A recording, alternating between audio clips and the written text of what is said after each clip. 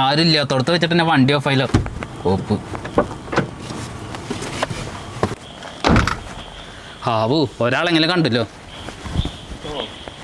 ചേട്ടാ വണ്ടി കംപ്ലൈൻ്റ് ആയി, വണ്ടി ഒന്ന് തള്ളി സഹായിക്കൂ. ഈ അവസ്ഥയിലിരിക്കണ ഞാൻ എങ്ങനെ വണ്ടി തള്ളാനാ?